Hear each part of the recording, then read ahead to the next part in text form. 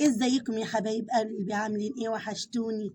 النهارده هنا جايبه لكم مفاجأة، جايبه لكم وصفة ضرب نار. هنصلي على النبي ونوحد الله، وبالله عليكم ما تنسوا اللايك والاشتراك. صلاتكم على النبي ونصلي على النبي ونوحد الله.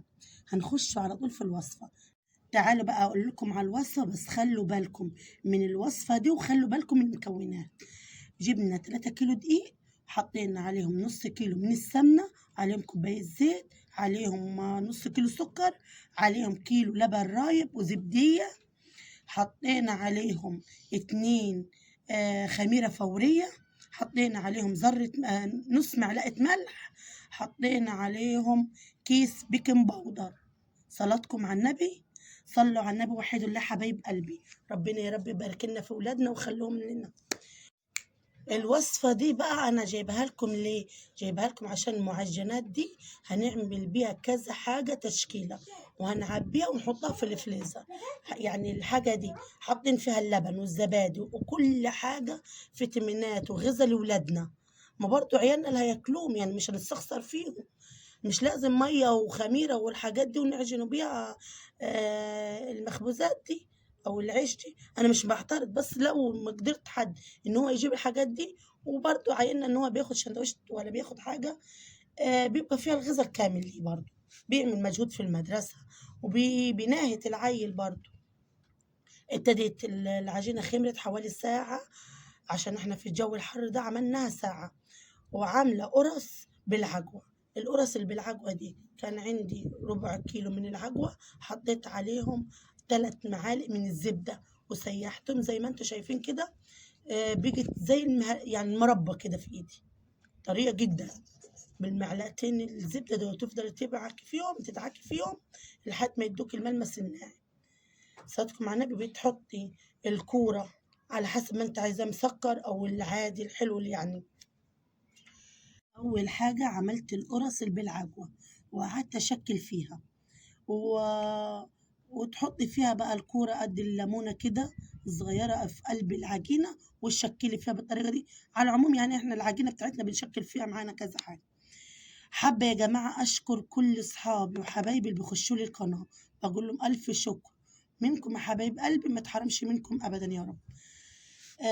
صلاتكم مع النبي. حبيت اشكر بس الاخوات والاصدقاء اللي بيخشوا بيقولوا لي الكومنت ولا يقولوا لي الحاجه الحلوه اللي هي بتشجعني.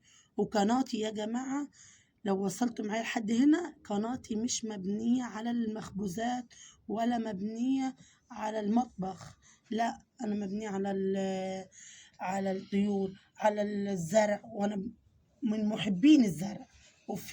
في فيديوهات نازله لكم عن ازاي هنزرع السطح، وهنعمله بحاجات لدخلة الشتاء، منتجات لدخلة الشتاء يعني. هنزلكم فيديوهات، لو حد حابب يشترك معايا ولا يقول لي اي تعليق على الزرع. صلاتكم على النبي. وبعد كده ابتدينا نقطع في الحاجة ونشكل فيها كده. بصلنا للقراص السادة، يعني انا عملت حبة حوالي كيلو ولا كيلو ونص من القرص بعجوة. بعد كده رجعت تاني عملت المخبوزات السادة. بقيت تدين يا اما هنا على الوش، وما وريتوناش على القناة ولا وريتوناش في الوصفة. اقول لكم لبن وبيضة ومعلقة قهوة. صلاتكم على النبي، ده اللي دهن. اقول لكم بقى على التركه اللي انا كنت قايله لكم عليها في اول الفيديو. احنا كلنا بنعمل العيش الفينو، بنفرده ونلويه كده ونتنيه على اساس يطلع مرة. جربوا الوصفه بتاعت ام هنا دي، والله والله هيطلع من احسن اي فينو. ان انت تجيبي الحته تدوريها وتطوليها وتدبيها كده بالشكل ده. بص اهو، اهو قدامكم شايفين بيتفتح وسفنجة، يعني تفتحي الشندوتش ده سفنج. اللهم صل وسلم وبارك على سيدنا محمد. بسم الله ما شاء الله، الله أكبر عليه. حاجة بسم الله ما شاء الله. أقسم بالله يعني جربوا الوصفة دي والطريقة دي، هتدعوا لي عليها. وأنا أهو وريتكم أهو اللي فيه العجوة والسادة والشندوتشات اللي أنا عاملاها دي. صلاتكم على النبي. ما تنسوش اللايك والاشتراك، وحد كده لو وصلتوا معانا حبايب قلبي، نصلوا على النبي ومع ألف سلامة.